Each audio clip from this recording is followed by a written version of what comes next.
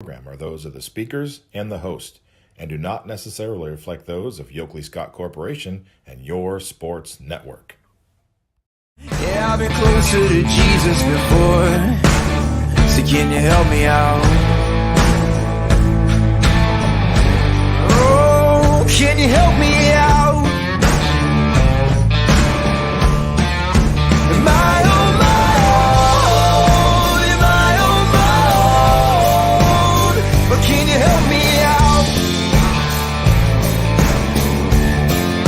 Am I on my own? Am I on my own? Or can you help me out? Can you help me out? I've been scared to look in my soul.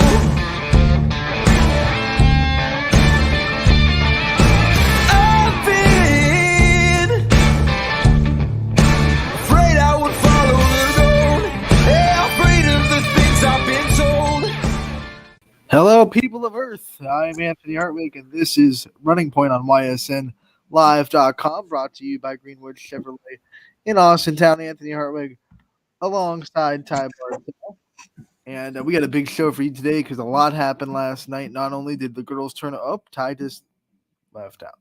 Not only did the girls basketball district semifinals happen, but we also saw the boys Division I sectional games happen. Fitch got a win over Dover, and Boardman got the win over Alliance. We'll talk about that a little bit more. And actually, to lead off the show, there's Ty. He thought he was going to peace out on us.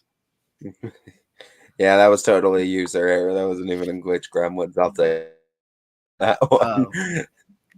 Fitch beat Dover last night on the road, Ty, 60-57. We should be getting Brian Beanie any minute now to lead off our show. What a big win for the Falcons. I think maybe a lot of people outside of Fitch didn't think they had it in them. Yeah, I mean, I'm the one who called it too, so I already got a check next to that for you, Anthony. I don't even want to look at the bracket. I think you won like every game that we split on yesterday for girls. I think I went all home teams on a lot of them. I just have to hope that other teams in the state, other teams in our region won, so I can make up ground on that. Yeah, honestly, but no, it was a great win for Fitch, and it was a great win for a team that has been so close in so many games this season, has been competitive against some of the best in not only D1 but D2 and D3 even as well, playing a team like Camel in the season. So I think it was all those games sharpened Fitch's teeth for this tournament, and I mean the D1 tournament's a meat grinder; anyone could beat anyone, and once again, I think it was proven. And now they have Aurora on Saturday, right? But that's a much favorable matchup technically seeding-wise. But I think seeding-wise, at least, Aurora is a lower seed than Dover was. Yeah, like Aurora is 25 and Fitch is 28, I believe. Dover was supposed to win that game and get 2 home games, and Fitch came in and said, not so fast. Aurora all of a sudden has a home game now. And yeah, now Aurora gets to host, and I believe you're going to be there in Aurora as long as we get clearance from the Aurora school and they let us come in. You'll make that trip and have that game on Saturday. Yeah, and that'll be cool too, and it'll be fun to get another Falcons playoff game here as they kind of shocked everybody in round 1 and just kept everyone on their toes. It was nice to see it was someone on our network too, and it once again proves that anybody can beat anybody, especially in that Division I bracket. Not the only boys team to go on the road and get an upset either. Boardman went to Alliance and beat the Aviators. I'm trying to just confirm the final score because I saw it. The final score was 59-48. Boardman gets the win in Alliance. They move on, and they will actually get a home game now. They get to host Massillon, Washington on Saturday. So both of our YSN teams in Division I getting big road upsets. Yeah, and I mean, congratulations to both of them, too. And now they get to have a little bit easier of a path in the next round, too. And because of that, I mean, look at what could happen in Division I. All of a sudden, everything is looking a lot better, too. And, I mean, shout out, too, to also Harding winning their first matchup. I know not under YSN coverage, but still a lot of respect for those AAC schools, too. And Harding also winning a first-round matchup. So, AAC looking good in the first round. You know, Ty, I want to kind of take a minute to talk about the end of this Boardman Alliance game because DJ on the Power Hour 2 days ago talked about the Michigan Wisconsin game and how that got really escalated by the coaches and, Jawan Howard or whatever that coach's name. I think it's Jawan Howard. He escalated the situation through the first punch, and now he'll be suspended for 5 games. And there could have been it could have escalated last night. There were some rumblings after the game, and I want to give props to both coaching staffs for keeping their heads and not escalating the situation in any shape or form. In fact, de-escalating the situation and making sure that their guys were separated and sat down on the bench and got all regathered. That's what coaches should do in that situation. And it's a golden example right after we saw in the big college scope of the world what coaches shouldn't do in that situation. It's nice to see in our own neck of the woods in high school what coaches should do in that situation. And sometimes college the college coaches have to bow down to the high school coaches, because in this regard, Pat Birch of Boardman and all his staff, and then all the staff at Alliance, they handled the situation so much better than we saw Michigan and Wisconsin handle the situation.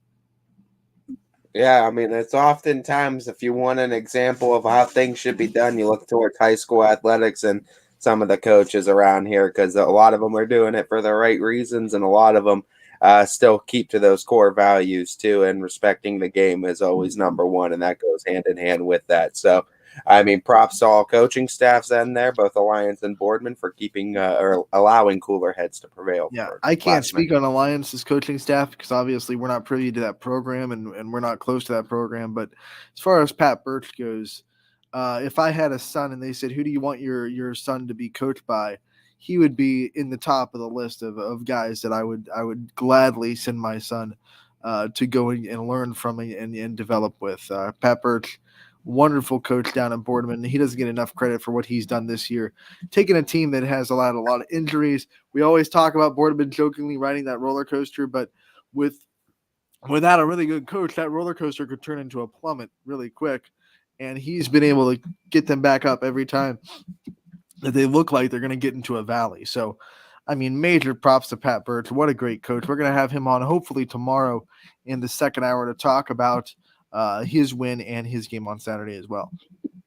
Yeah, we got a lot of great coaches in the area too that'll be making appearances the next couple of days on Running Point, and a lot of ones that got some big wins last couple of days. So we'll be sure to make sure they get on and get them some feature time.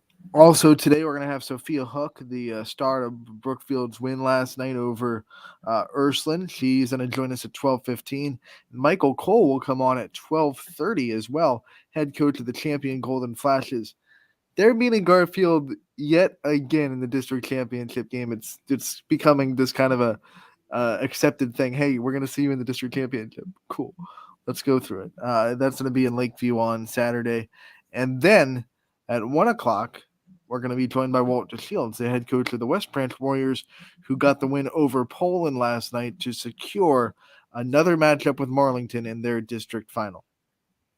And now we're guaranteed to see 2 MVAC grade teams in the district come out of the district finals, district champions. Yeah, and that if that doesn't tell you how good that side of the MVAC is, I don't know what will.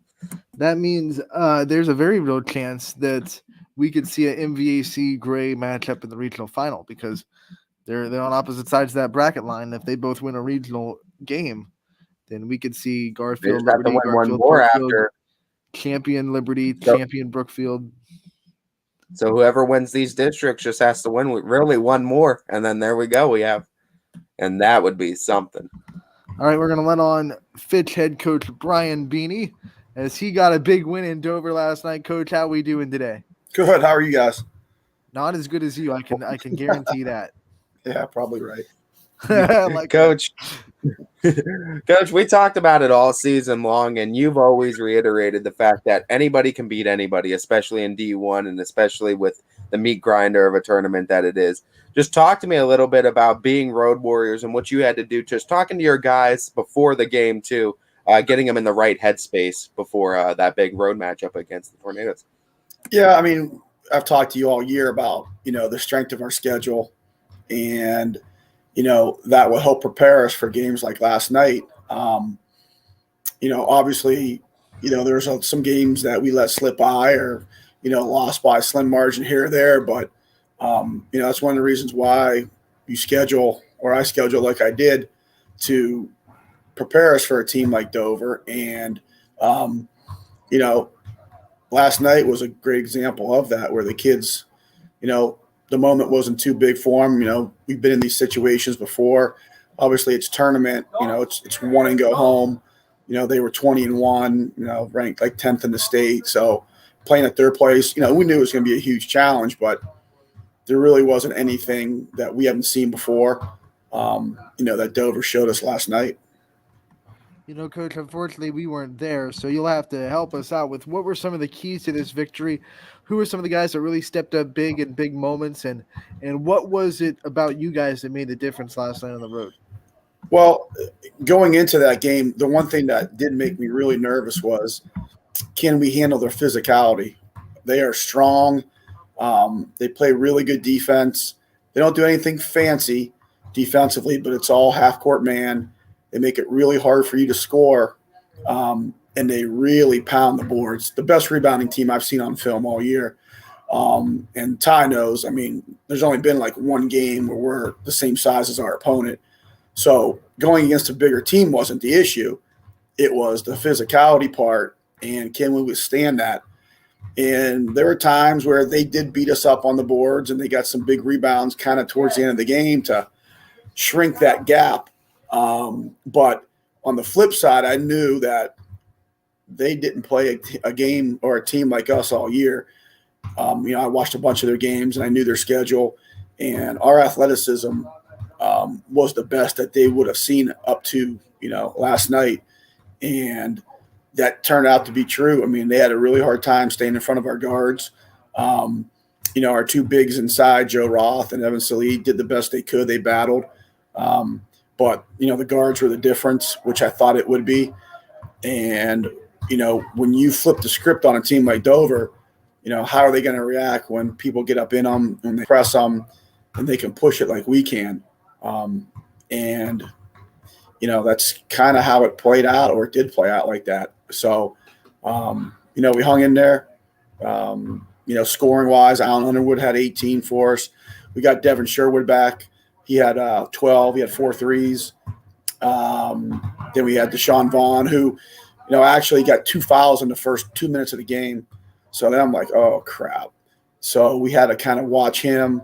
But one of our freshmen, Marcel Finkley, came in and did a great job.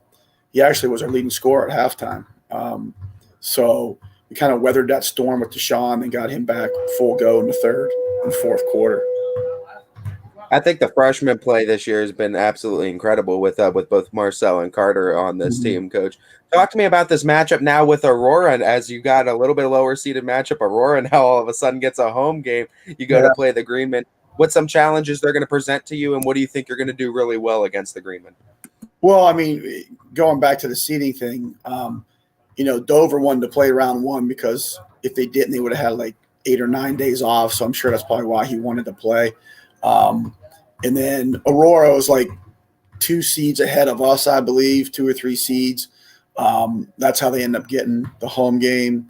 But seeding, to be honest, guys, when you're trying to seed 38 teams, a lot of coaches can't even seed 12 teams correctly.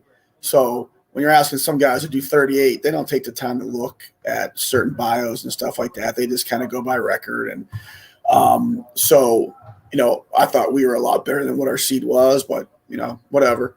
As far as Aurora, I watched a couple games on them this morning. Size-wise, they're bigger, but they're not much bigger. Physicality-wise, they're not as physical as Dover, but they are somewhat physical. It's going to be the same thing. I don't know if they're going to really see a lot of teams that can put the pressure on like we can. Now they do play like Copley, and Copley's like us, and there are a couple of games on their schedule that they have seen something like this. But there's no wow factor to them, to be honest. But they're good. But it's a game that if we do what we're supposed to do, we should have an opportunity to hopefully win it. Coach, we want to thank you so much for taking the time to join us and give us the insight on what was so crucial in that big win last night and preview this Aurora game a little bit. We wish you the best of luck in Aurora. We hope that you get another win, and we'll talk to you again real soon. All right, thanks, guys. I appreciate it. That was Brian Beanie, the head coach of the Fitch boys basketball team. We go right from him to Sophia Hook of Brookfield, who got the big win last night over Ursuline to advance to the district championship for the second year in a row. Sophia, thank you so much for taking the time to join us today. Thank you guys for having me. Talk to me about this. First and foremost, this win last night. You guys got off to a hot start on offense. Everyone was clicking too. It seemed like there was no one huge score. Everyone was putting up numbers in the box score. Is that the goal of this team going into each and every game, to have multiple scores? And if so, what do you see your role as on this team? I feel like that's huge for us. Whenever each of us is scoring, I feel like that relieves the pressure off of me and Audrey. Most games when Kaylee Wellman, she gets a ton of boards and a ton of putbacks. That helps us so much and just relieves the pressures for us overall. I feel like yesterday we came out with a ton of energy, and that just helped us. You could tell in the beginning we had a good start. We forced them to call a couple of timeouts, and that really just got us pumped up and ready to play. Sophie, this is going to be your second trip to the district finals in 2 years. What lessons did you learn from the atmosphere of a district championship last year that you can take into this year and know that the experience is there, and maybe this time the kind of the lights and the atmosphere won't be too big for you guys? I feel like last year we were super nervous. Like, we're also going to be nervous this year too, obviously, just because it's going to be a pretty intense game. I feel like we just have to come out there and give it our all, and that's all we can do. We just have to focus on how we play and not worry about anything else around us. Talk to me about the excitement or just the thoughts process going into playing this Liberty team for the third time this season, being the only team that was able to get a win on the Leopards this year too. They got a win also on you guys, so you guys 1-1. This is the grudge match. Just talk to me a little bit about your thoughts going into this. I know all of us are super excited to play them. I feel like they have a solid team all around with Demi, Sienna, and Foster, and even their bigs. Like, they're one of the best teams by far, and I think we're just excited to get another shot at them. I feel like we've been waiting for this. Before the season started, I think a lot of people were talking about this Brookfield team and how talented they were going to be this year. Talk about Coach Forsyth and what he's done this year to kind of help you guys kind of right the ship and get past some tough games and not let one bad game turn into a lot, and what he's done this year for you guys and what it's like being coached by him. I feel like he just makes sure we maintain our confidence. I know we're in a bit of a slump after we had the 2 losses against Champion, but he helped with getting us back together and just made us focus on what was ahead of us and not what happened those 2 games. Playing in a tough conference like this, I mean, you guys are bound to suffer some losses along the season too, and you're going to have low points, you're going to have high points. When going through those type of low points and you have those valleys more than those peaks, what are you kind of doing to keep yourself with a positive mindset and kind of staying even mentally wise going game to game? I feel like I just prepare more. I go in the gym more, focus on my shot and just whatever I can do and we can do as a team to just get through it. I feel like after those couple losses, we really made sure we got in the gym and shot more and just focused on what we could do. So that helped us a ton. So you have been some of your role models as you go through your basketball journey and people that you have kind of looked to as inspirations. Mainly my dad, I would say. He always pushes me to go in the gym and get extra shots up. And I feel like he's just been a good leader for me throughout my life with everything, as well as my mom, just making sure I'm putting in the time and knowing that it'll work out in the end. Fantastic season for you going into this year, averaging over 15 points, 10 rebounds a game. Talk to me, was the rebounding aspect of your game, because we always know you could score, but you shoot a decent amount from behind the arc. So was this rebounding a challenge you took on going into this season? And if so, I mean, I got to imagine you're pretty happy with the work that played out this year. Yes, I'm very happy with it. I feel like rebounding is just a hustle thing. And just like I want to help my team. If we get a rebound, we're going to try and push. And so I feel like that's like just the way we play. We get the rebound, we push it, and go and try and score at the other end.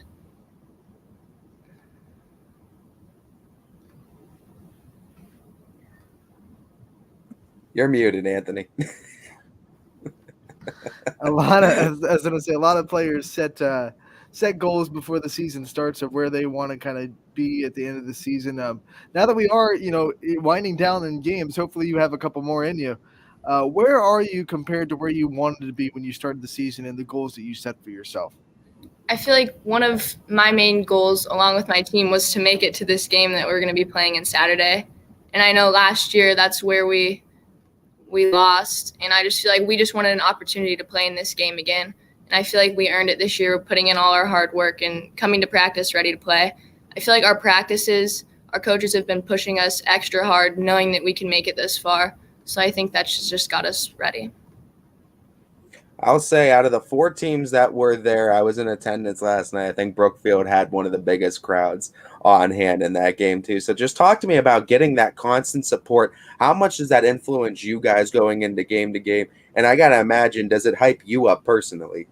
Yeah, I feel like that helps us out a ton, just having all them there to cheer for us. I know some of our students come, and I feel like that just makes us even more excited to play. And even the games we've lost, they've always been super supportive of us and how we've played, and I think that really helps us with our confidence. When you look at some of the starts of your basketball journey and what made you fall in love with this sport, what kind of things do you look back at in the beginning of your career when you started basketball, and what made you kind of fall in love with the sport that you play? I know when I was younger, my parents had me just doing workouts with a couple of my friends. And I feel even one of the girls on my team, and I feel like as a kid, like I just fell in love with it. It just seemed super fun to me. And then getting better at it just made me want to play even more, even from starting in 2nd grade, I think. How much does it mean to you to be a Brookfield Warrior? And in a sense, I guess, what does it mean to you to wear the colors of Brookfield and represent the Lady Warriors every night? I feel like it means a lot just wearing the colors. I think we have a great school here. I think we have a great program. And I know in the past our girls team has won quite a bit. So that just encourages us to do even better, I feel. When you look at some of the things that you want to do in your future, I know you're not a senior yet, but you start to think about the future plans and what you want to accomplish for yourself in life. What kind of things are starting to boil in your mind? I feel like recently I've just been trying to focus a lot more on my academics because I feel like that would get me far. And then I've also been thinking about basketball, and I've been trying to even out both, leaving time for both because I know academics are also very important. Is there a certain teacher that you've taken inspiration from at Brookfield, or one that's your favorite, or maybe even just a favorite subject? I think by far my favorite subject has been math, and my pre-calc teacher, Miss Henry, has really helped me and pushed me to be the player I am today. Even on the basketball court, she's been giving me cards with special messages, thanking me on my 1,000, and I actually missed her class to come do this today. Oh man, Okay. we got to thank her for that, though. I did thank her. When you look at all the things that you've done at Brookfield so far, and obviously you just brought up your 1,000 point, what have been some of your favorite memories with this team so far? And when you look back on the memories you've shared with your friends, what have been some of your favorite memories with this program? I feel like recently, actually last year, one of my best memories I have is when we played Crestview last year, and at the time they'd beat us both times in regular season. So we came out that game kind of as the underdog. I just think that game there brought us together, and we've thought about that game ever since then, just because we came out with so much energy, and that's what we try to do each game now. That's what we're aiming for, I guess. Who are some of your role models inside or outside the sport of basketball? I would say my dad, my mom, Coach Kenny and Coach Fondrick, and I don't know, they've had a pretty big impact on my life, making sure I keep my head straight and set goals for myself.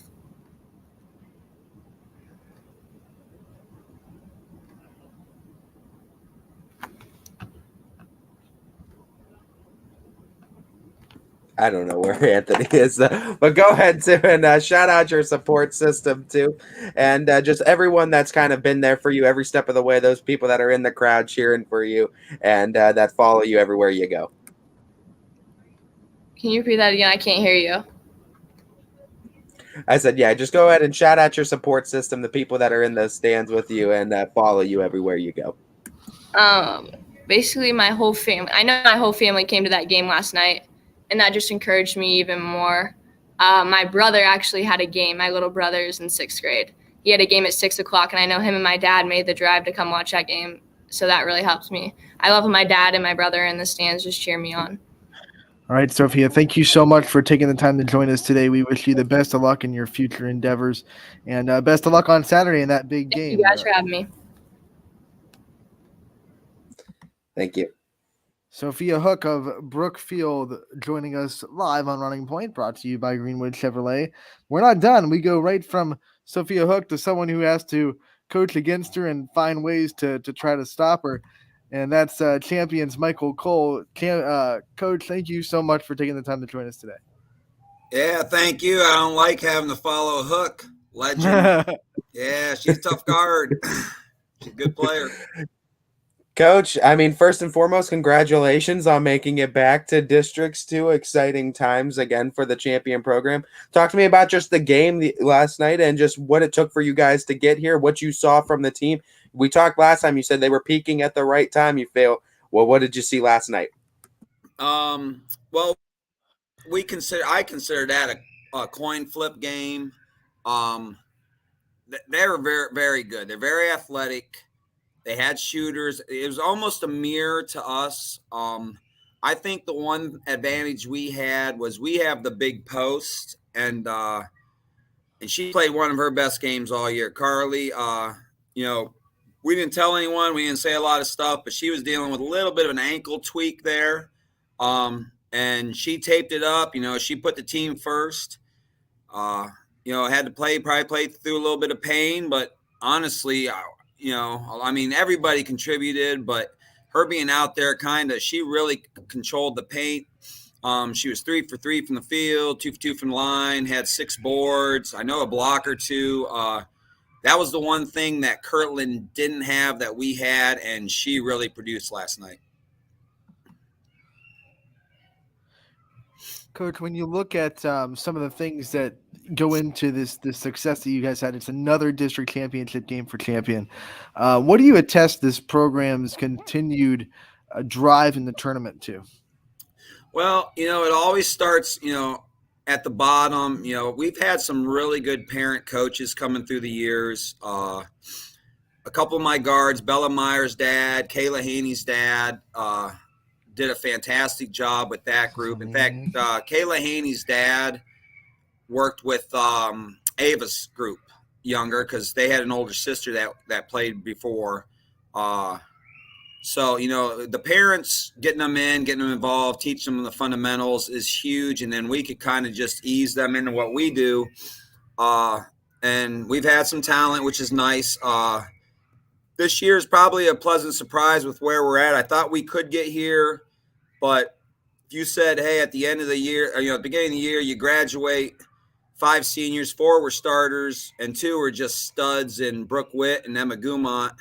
And then, unfortunately, we lost our freshman post, Gabby Gradishar, who's one of 3 kids at Champion to ever start as a freshman. Her first game, we lost her about game 7. And say that, in the last week of the season, we were playing Liberty for a tie of the league, which we didn't win, but we were still there. And then we're at our 4th straight district final. I'm happy, but we're still pretty hungry.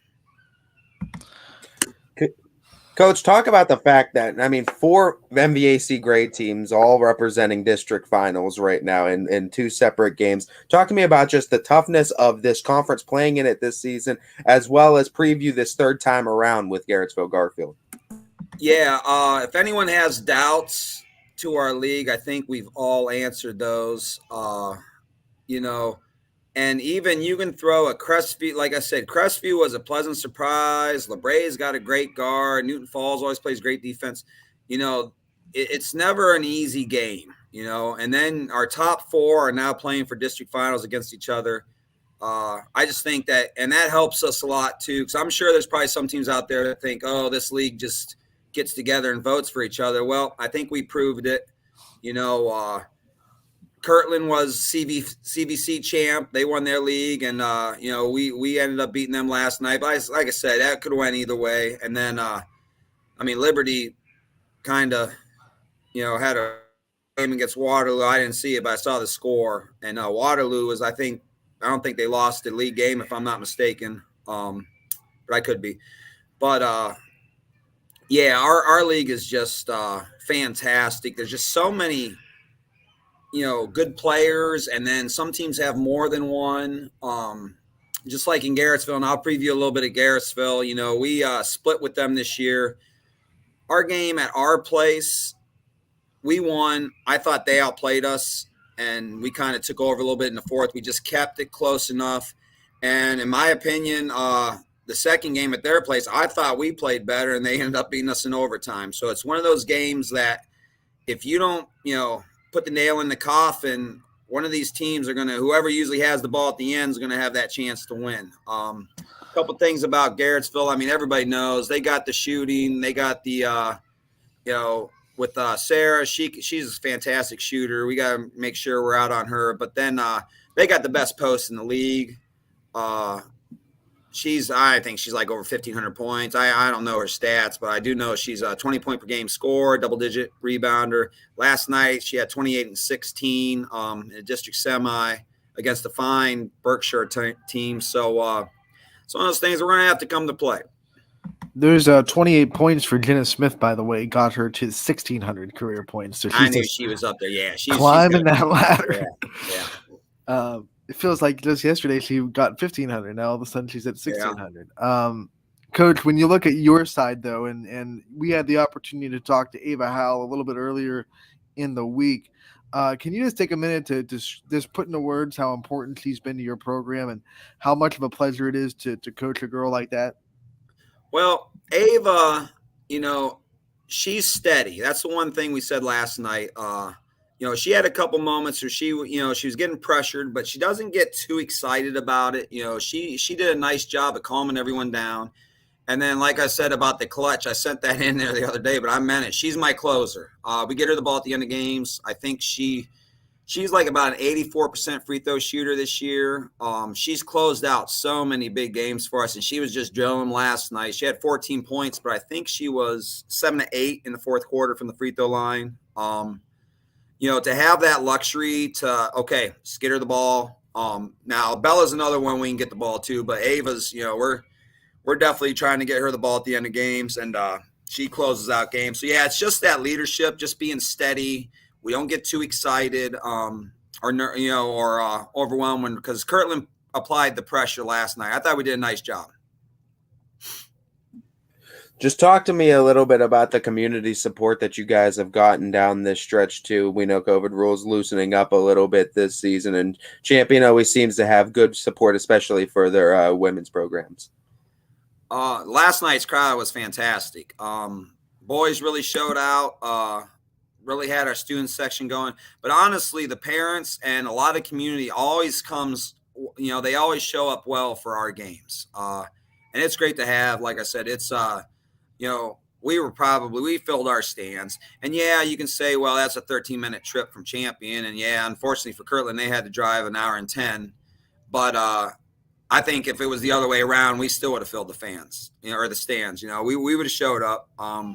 So yeah, we travel well. It gets the girls hyped up and pumped up to play. And it's just great to see that support. Another district championship, Coach. Does this atmosphere ever get old to you? I mean, is there any oh my gosh, this is just starting to get tired. It's another district championship. I can tell you what, I don't get nervous anymore. I don't know. It's calming. I know it probably sounds crazy. Everybody asks, are you nervous? I'm not. I was pretty nervous my first regional. I remember walking in there, and I think it was probably their AD. He's like, hey, Coach, calm down. He's like, relax, enjoy it. I was nervous. I'll admit to it. It's something that was new to me as a head coach.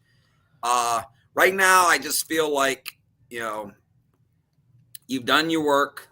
Yeah, we've got some things we're going to tweak and maybe throw at Garrettsville here come Saturday. But for the most part, hay's in the barn. We've done what we had to do. My girls know what to do. To me, that's just calming. We're just going to go out there and give maximum effort and try to outplay them on Saturday. Coach, one of the things I just want to follow up with that, because Kirtland was an unfamiliar opponent. You never played them before this year. Garfield could not be more familiar with you guys, especially in this game. What's kind of the difference in coaching between, you're trying to scout a team that you don't know much about, but between a team that you really don't even probably have to watch film on against Garfield? You just kind of know what they're about. Yeah, well, with Kirtland, it was a little different, but I've got a lot, the one thing is I always tell coaches, you got some coaches that are very weird about sharing film. That's going to be a pet peeve of mine I'm going to let out. I don't get that. Just share your film. I share with everyone. I don't care. And then what comes back is people will help me a lot. So I had a lot of information about Kirtland from other coaches. I'm not trying to throw anybody under the bus. I'm not going to say names, but I had some other people help me well. It was nice. We watched a lot of film on them. I had to dig through some stats just to see certain things, if you search through Twitter enough, you'll find some stats for teams. And, we kind of build up our scouting report that way. But we knew who their players were. They were probably a little more – I knew they were athletic, but they were a little more athletic than I thought. They were fast. Yeah, they were fast, and they had some – they weren't tall, but they were strong, and that bothered us a little bit. Staying so cool under pressure, always get into these districts too. It's a successful program. Do you feel any pressures, or are there any pressures too that come with keeping up the tradition of the champion program being successful and being a proud program year to year? Yeah, a little bit. To be honest, numbers have been going up and down. That brings a little bit of pressure to me. We have to figure out and brainstorm ideas to try to get the numbers up. But honestly, with the parents volunteering at the lower levels, that takes a lot of stress off of me. They do a great job down there. And then, everything just kind of feeds through, it's I don't know whether it's pressure. It's exciting to me. I like to be able to see those kids. I'll tell a dumb story. My wife was just, she can't believe that Bella Meyer and Kayla Haney are, already up there in sophomores, because they were kind of really young when I first got the job, and they would come up, and like I said, their dad did a lot of coaching, so we'd go watch some games, and they'd always kind of hold my daughter, because my daughter was little, and yeah, it's just one of those situations. It's nice to see when they're little, and then you get them all the way through. It's a fun thing. Your wife is surprised they're already sophomores, and I bet opposing coaches are thinking they're only sophomores because they're sick of dealing with them already. Yeah, it's nice to have them for a few more years. Yeah, absolutely. Coach, thank you so much for taking the time to join us today. It was great to talk to you and kind of not just recap the win last night, but also preview this game you guys got coming up against Garfield. We wish you the best of luck, and we hope that we could get to talk to you again real soon. Absolutely. Hey, thanks, guys. Take care. Thank you, Coach. Michael Cole, the head coach of the champion Golden Flashes, getting some love in the comment section too. Chris Stigler wishing them some luck. One of four coaches in that MVAC that have made it to the district championships. It is filled with MVAC great coaches, and we're having all four of them on Running Point in the next couple of days. Right. So tomorrow you got to hear from Coach Cole. Tomorrow we'll have the other three. So yeah, the other three, Coach Gilbert, Coach Watson, and Coach Forsyth, all coming on tomorrow as well too. So we'll have everyone that's represented in those district championships, and it's going to be fun because that means two teams we have guaranteed going to regional semis. As far as today goes, that was a lot to take in. Let's take a little breath, take a break. We'll come back. We'll talk a little bit more about these games that happened last night. Try to gather where we're at, and then we have Walter Shields coming on at 1:00. So don't go anywhere. We'll be right back on Running Point, brought to you by Greenwood Chevrolet in Austintown. New things happen all day. Some are good, some not so good. In today's complicated world, while you're busy working, playing, and living life, we're busy helping you make sense of the day's news. And there's only one place where it comes together with clarity, context, and accountability. It's 21 News at 6 with me, Madison Tromler, and Derek Steyer. 21 News at 6. It's what the day's news really means to you. Welcome home to a home made homier with Baird Brothers Fine Hardwoods. Inspiration starts at BairdBrothers.com and is turned into reality when high-quality hardwoods are delivered right to your home.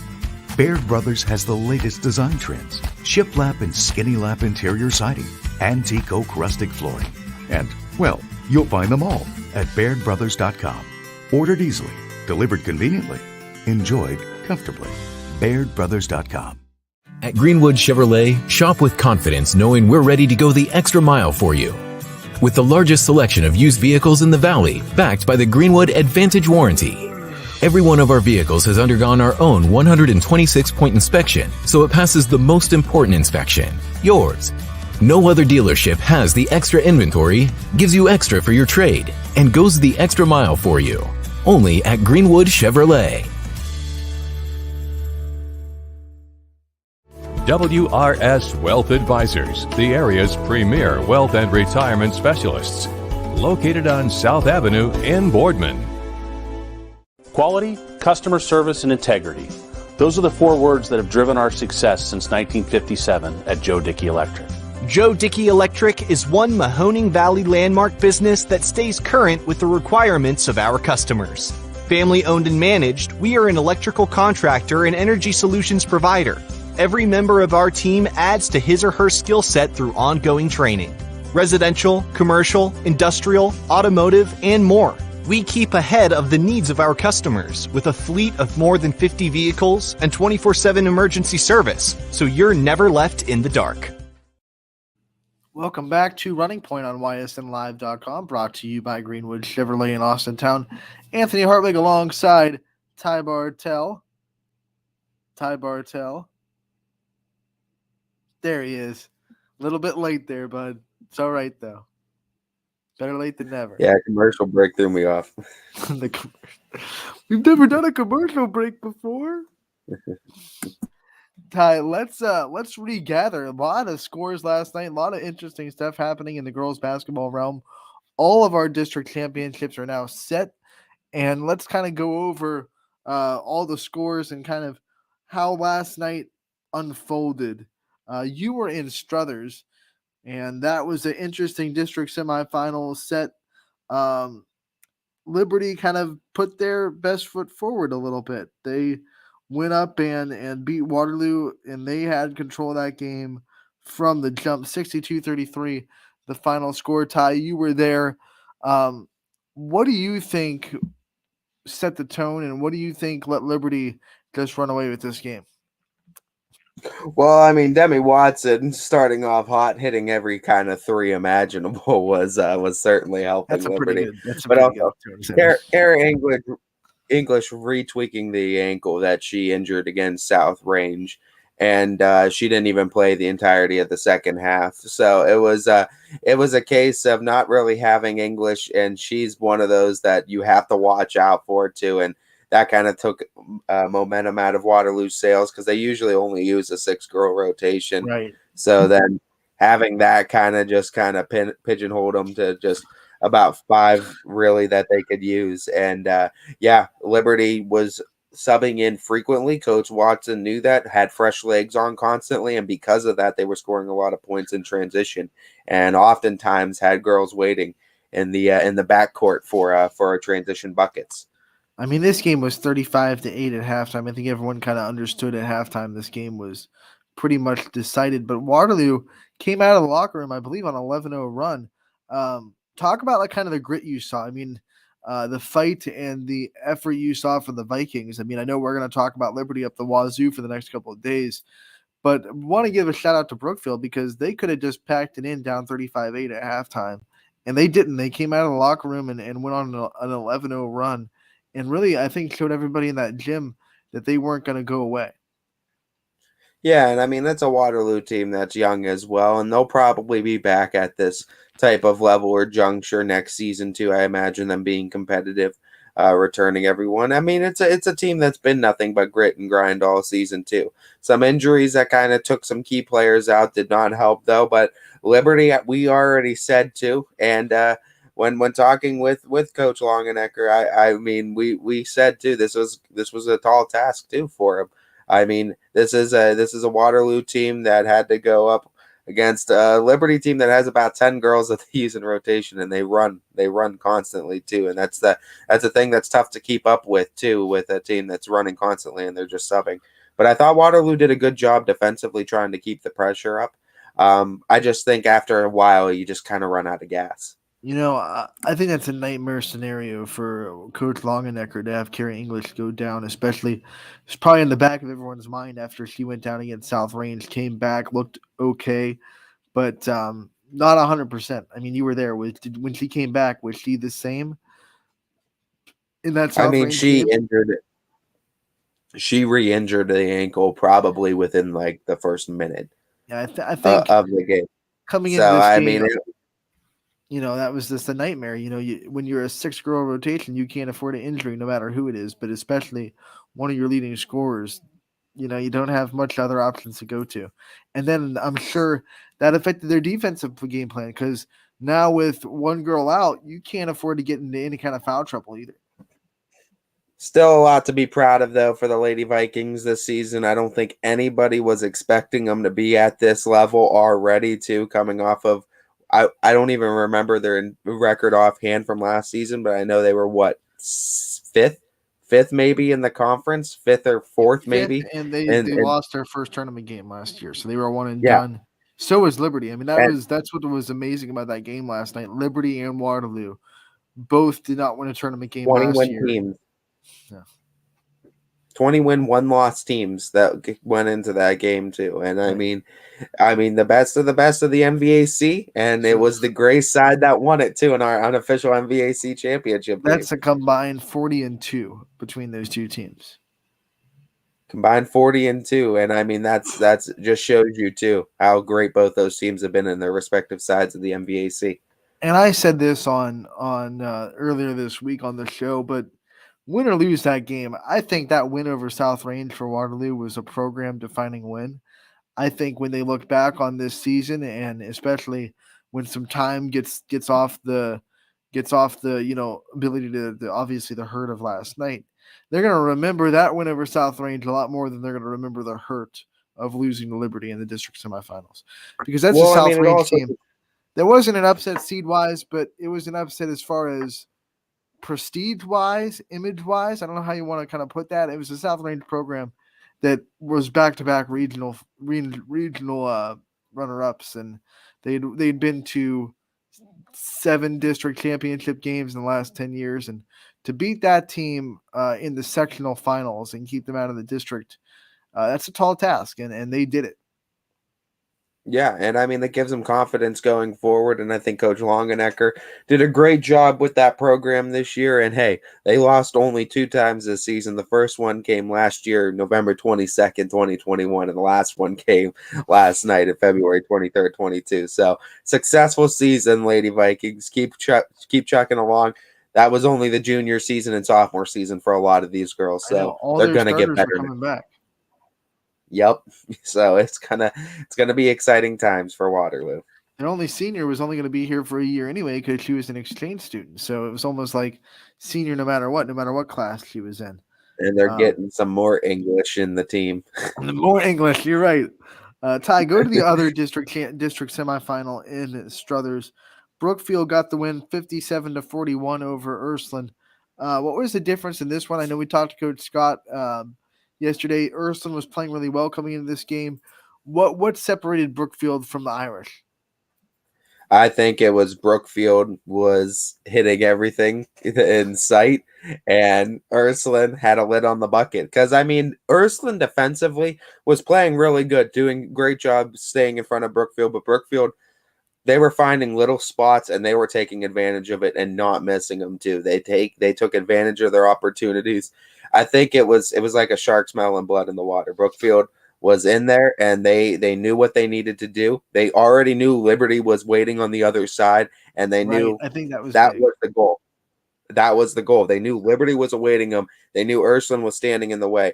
And you know what? The Irish were doing a great job getting open looks, and they just couldn't take advantage of those shots early on. But what I saw, especially in the second half, for Lily Scott, for a girl that I think only scored 1-2 points in the first half, she ended up scoring 21. This game was a lot more further apart going into the third and fourth quarter than the final score indicated. Ysn went on a big run and kind of made Brookfield sweaty a little bit towards the end of it, and Lily Scott started going off for points, and they did a great job. The Irish did. I think that's going to be a program that's going to be fun since they don't have a senior either. That's going to be one that's you're going to have to watch out for next year.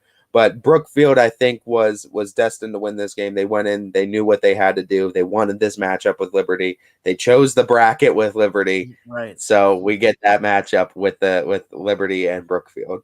I think, you can attest to this. I think watching Liberty win the first game might have given Brookfield some extra juice. Like, okay, they did it. They got the win. Like, we have to go and show out well, too. We want this rematch with Liberty so bad. So we're going to go out. We're not going to let anything stop us from getting to that point. I don't know if – I'm not saying they wouldn't have won if Liberty didn't win the first game, and they wouldn't have been motivated to go out there and win a district semifinal, because if you can't be motivated to get to a district championship by itself, no matter who you're playing, then you shouldn't be playing in the semifinal. But I do think maybe there's a little bit extra juice to start that game once they knew, okay, Liberty won the first one. We have to kind of do the same thing. Like, we have to one-up our rivals a little bit in the MVAC. Yeah, I mean, I feel like that adds fuel to the fire for sure. And I mean, it definitely helped, I think, Brookfield stay focused and keep them focused at the task at hand. And they executed very well. And now we got round 3, Brookfield Liberty. In Division 2, Salem got the hard-fought win, 45-39. They started out strong. Then they had to actually find themselves come back a little bit. They were down in the waning minutes of that game, but they came back. They won 45-39 to advance to their second straight district championship game. And they will play West Geauga, who upset Perry in the district semifinal. So West Geauga gets into this district final and denies Salem their rematch with Perry from last year. Now, does this give Salem a little bit of an advantage now? I was hoping for the Perry-Salem upset, Perry-Salem rematch, because I was going to say Salem gets their revenge, but Salem goes up against West Geauga, so we'll see. Do the Lady Quakers make it now? I mean, this is a West Geauga team that I saw last year because they were the team that Poland beat in the district semifinals on a buzzer beater. The buzzer beater sent it to overtime, then Poland beat them in overtime. To go and play Marlington last year. This team's really good, and what I think makes them a little bit cut above is they're like one of those teams, and I'm not saying they're dirty, so don't take this wrong, but they're not afraid to push you around, if that makes sense. Like, they're not afraid to get in there and give you a little shove for a rebound. They're very physical, and they almost to the point when I think they're a team that tries to get in your head with their physicality a little bit. Anything they can do to get a little bit of an advantage, if they can get away with a little hand slap every now and then, hand checks every now and then, it's part of the game. You're going to get away with them if you do them the right way. It's kind of like defenders in football that know how to get away with offensive pass interference. It's not like outside the realms of the game. They're not like shoving you to the floor and kicking you. Bad boys, Pistons defense. But they got a little bit of attitude with their defense a little bit. We saw that against Poland last year. There was a little bit of attitude to their team. And I think that's what makes them so tough. You got to be mentally prepared. You can't let stuff get to you, and you got to be mentally strong against this West Geauga team. Yeah, and I mean that's the thing. West Geauga is, if you go into the paint, they're gonna let you feel them. You're gonna feel them, and you're gonna feel it going up for shots. They'll sacrifice a foul to send a message too. Like if they have to foul you to block the shot and say not in the paint, not today, they'll take that foul. Absolutely. It'll be interesting. Salem's got a task ahead of them, but they played all season to get back to this point. Now, can they answer the bell? We go to the other Division II game, the game that I was at, and the game that we'll be hearing from Walter Shields, hopefully shortly. West Branch gets the win over Poland, 51-40. It was the 8th time in 10 years that these two teams met somewhere in the tournament, whether it be district championship, district semifinals, somewhere. They're very familiar with each other, and that's the one thing Coach Shields told me after the game as he was walking out. He goes, there are no secrets between these guys. We know kind of every year going in, we're probably going to have to get through Poland to win a district championship. So it's kind of known, and it did not disappoint this time around. It was one of those games, Ty, I will say West Branch finished both halves very strong, and that's what was the difference. First quarter, very back and forth. Poland, West Branch tied at 10 after one quarter of play, and then West Branch scored 16 points in the second and took a, I think, 7-point lead in the halftime. Like, they finished that second half strong, first half strong. And then Poland came back. They won the third quarter. They got back within 5. It was 35-30 after 3. But once again, West Branch, again, winning that fourth quarter and finishing strong was the difference in that game. They were able to finish and make adjustments every time Poland was able to kind of find success against them. Yeah, and I was wondering how Poland was going to deal with the height of West Branch. I know Poland has some height in themselves with Katie McDonald, and I was curious on how they were going to utilize and adjust for that too. But there's no secret that Coach Blanche, Coach Shields, two of the best to do it. That's why they're always this far in the tournament, year in and year out. And credit to the Lady Bulldogs for putting up a great fight too, and it was a great game from the looks of it, Anthony. But I think the height and just the height and scoring ability of West Branch was able to pull through late. I don't think the height was an advantage, and there were some moments in the game where you're like, okay, that was pretty much just West Branch being a little bit taller than Poland. But I think the biggest thing their height did, you'd think, okay, they're going to be paint protectors and they're going to stop Poland from driving. The biggest thing the height did, in my opinion, was it kept West Branch out of the traps. And, Poland, you've seen them. They love to do that half-court trap where they're double-teaming you on the wings. Sophie Gregory did a great job keeping West Branch out of trap spots. And they had that little 3-guard rotation with Egley, Lippiett, and Gregory, where they were staying out of traps. They were not turning the ball over, at least not in the live ball sense. And they were doing a really good job of handling the pressure that Poland defense has, and a lot of teams let that defense get to them. And really, back in the first meeting at Poland, one of the reasons why West Branch almost let them come back was they weren't doing a good job handling the traps. They were getting a lot of live ball turnovers. They were letting Poland get a lot of easy buckets in transition. That didn't happen this time. And we're going to talk to Coach Shields about it because he just popped into the green room, and we're going to pop him in. Coach, how we doing today? Hey, we're doing great. How are you guys doing? We were just talking, and we'll bring you into this conversation about your team's ability last night to avoid Poland's trap defense when they put it on and stay out of live ball turnovers. Talk about that real quick to finish our conversation and how good of a job your guards did at staying out of trap points against this Poland defense. Yeah, it's just a learning process. I mean, we played them the first time, at Poland, and it hurt us in the fourth quarter. We were up 13 or something, I think, and ended up winning the game by 4. We knew it was coming. Marlington's very similar. They do the same kind of stuff with their 1-2-2 full and 3/4 court traps. So we've been working quite a bit. Once the season was over, even going into our first 2 tournament games, our girls were getting ready for these games during those games as well. Coach, talk about this matchup now with Marlington. This third time around, you guys are 1-1 with each other. Obviously, all too familiar, being conference opponents. What do you expect from the Dukes going into this one, and what are your kind of keys to victory, and what do you kind of need to stay away from to come away victorious in this one? Yeah, Marlington's a real good basketball team. We're respecting that. They've got some girls that Warner can handle the ball at point. She's a 3-year starter at point guard. Evanich is a load underneath. She's playing really well. Excuse me. She's playing really well, rebounding and scoring. She had 29 against Streetsboro the other night. They're a really good team, a confident team, and they're playing, they're a good basketball right now. We're going to have to play really well to beat them. Our girls are hungry. We beat them at home at the buzzer.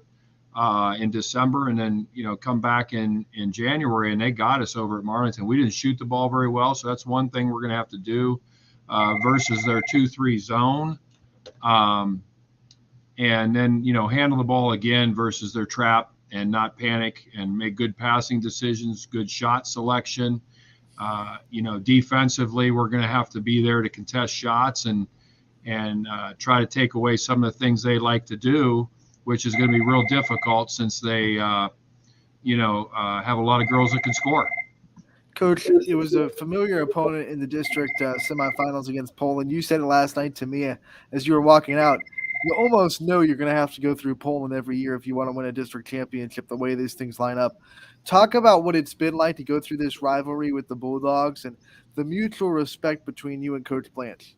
Yeah, it's been a lot of fun. I mean, ever since I met Coach Blanche the first time, they came to our summer league many years ago, and he was trying, as a new coach there to get that program back on top. I remember when Dunn coached there against Coach Campbell, they had some good girls and some good teams, and it was a rivalry with those two. And, he came over here and they weren't real good. And he wanted to be, catch up to us, and he watched some of the things that we did. And very quickly, he turned that back around and got them back up to the top. And it has been a lot of us and them ever since we came over to Fitch. We had been playing over at Louisville and Lake and even Massillon that way in our districts. And when we came to Fitch, it started to become a rivalry. At the beginning, it was Struthers and Canfield, but in the last 10 years, it's been a lot of us in Poland. I know that we've won that district 5 times. Poland's won it twice, and Lakeview had a really good team a few years back, and I think in 16. But that's been it. In the last 5 years, it's been us or Poland. And I told Coach Blanche last night, I says, this seems a little weird. We should be playing at Austintown right now. And they got a new athletic director, and they didn't host this year, but it would have been very easy to see that venue at Austintown. But good atmosphere, good crowd last night for both games, and he just does a great job. I respect him highly, and his girls play hard, and they just reload like us, and we know they'll be good for years to come. Yeah, just to reiterate on that support you guys get, I think there's no question that West Branch has just phenomenal support for all athletics. But just talk about girls basketball support in general, too, the kind of support you guys have gotten all season. And has it ramped up? I got to imagine 10-4 now during tournament time. Yeah. I mean, we've had during the season, Salem and Marlington were packed houses. So our girls got a little bit familiar playing in front of a crowd. And I really thought after we settled into that first quarter, we got a good start, but then, Poland going to come right back. We took that, we took the first punch there on them, and then we knew that they'd come right back. It's tied 10-10 at the end of one. I thought it was really important in the second quarter. We settled down a little bit and got that 7-point lead in the second quarter. And that was huge for our confidence in the locker room, for our young girls. And, we got a sophomore point guard, a sophomore center. In our top 8, we have 4 sophomores and 2 juniors. But ultimately, it came down to, our seniors. I mean, Sydney Mercer played great defense and held Kluchart down there. She's a really good player and has been playing well, and that was a key. We knew she'd step up as a senior, too. And then Anna Lippiett, on Connie Kugris, their leading scorer, and Connie did not score. She's a talented player, and it seemed like Anna, with her length, always got there and contested the shot. And then, of course, Anna just offensively really stepped up for us and led us, with her threes and one and all those kind of things. And that's what seniors do. And the younger girls just followed them with hustle plays. Fitzy's missed 3 in the corner, the big girl, and followed with a putback. Those are the type of plays. And the younger girls see the older girls want it at this point in the season, and they don't want their season to end. They don't want to take that uniform off. That's what it's all about. Coach, when you look at the way this game unfolded, you kind of went over it a little bit in your answer, but, you tie the first quarter 10, you win the second quarter, they win the third quarter, and then you come out and win the fourth quarter. That tells me that both halves, you finished really well. You finished the first half well, you finished the second half well. Talk about your team's ability to finish and how important that was and how important that will be going forward. Well, it's a sign of maturity for our team. That wasn't happening at the beginning of the year. It was like, who's going to make a play? Everybody was looking around on the floor like, who's going to make a shot? When we were turning it over, and a lot. Our turnovers have been cut in half since the first half of the season. And it's just a sign of maturity, and in practice and working in practice and looking at the preparation and the little things. You look for those little nuggets, and sometimes a couple things on film or in practice are going to help that possession to get a victory. But finishing last night, I was really proud of them to finish that game last night. We hadn't done that, like I said, the first time at Poland. And it's real critical for the basketball team. When you got a lead, you got to know how to handle the basketball, take good shot selections if it's there. You don't want to take bad shots and let them back in the game. You don't want to stop the clock by fouling. And just I thought we handled the ball the last 4 minutes of the game really well and still made some shots. And that was critical because we tried to just hold on for dear life at Poland, and it almost cost us. And this time, Gregory made a couple layups, tough layups going to the basket on cuts. Libby Showalter, a rebound putback on a miss. Anna Lippiett with her big-time three. And, of course, Anna is a real good foul shooter. So we want to try to get her to the line. Not that anybody, can't go there. But if Anna's got the ball in her hand, we're real comfortable with her shooting free throws down the stretch. Coach, we know down the stretch, too, it comes down to role players that can make all the difference going into tournament time, because we all know those big players get keyed in, they get circled on. We all know who the big scorers are for each team. Who are some role players that you've seen step up for this team that have really made all the difference in these games that you're going to need to continue stepping up against the Dukes? Well, balanced scoring has a lot to do with it. And last night, Hannah Egley had been shooting the ball really well for us, and we thought, we won by 11, and she didn't shoot it well. I mean, she had a couple opportunities, and a couple of them went in and out for her. But we expect when she shoots the ball, right now we feel it's going in. That's how much confidence she has since the beginning of the season, and stuff like that. And she's one of our starters there. Michaelin Fitz is getting better, 6'1" girl, just, she's playing more aggressive now. And that's a key factor off the bench for us to, give Showalter and Mercer a break and get some quality minutes. And we really talked to our bench about quality minutes. Chloe Dennison, sophomore, guard, she's come in and had some good plays for us defensively, offensively, she had an open look last night. We thought, hey, it's going in, because the last couple games it did. And she had 7 points in our last tournament game. So, just understanding the roles, I think that's one of the key factors of why we've been successful, is because that takes time for every player, starter, non-starter, coming off the bench, even girls that don't play at the end of the bench, on how they've got to practice against us and get us ready every day. Those are all roles, whether it's you're a cheerleader on the bench or whether you are patting somebody on the back in the locker room when they're not having a good game, or coming to the bench during a timeout. Those are all roles that are so critical to having a successful team, because it takes a lot of unselfishness in today's world, when everybody wants to, be the star or play or get the points or whatever it may be, get your name in the paper. It's really a lot of times those role players, those great teammates that are just as excited for us to win, just as excited for that girl or their friend on the team to make a big play for us. That's so important to the chemistry of a basketball team. And as well as I do, if you got good chemistry and they all like each other, they're going to play hard for each other. Coach, we've talked to you a lot about building programs, because yours is one of the most consistent in the area. When you look at the district championship games and continuously getting there and continuously showing the young players on your roster what it takes to get there, and then how to handle that atmosphere, how important has that been to building this program, and how important is continuing to do that going to be to keeping this program where it's at?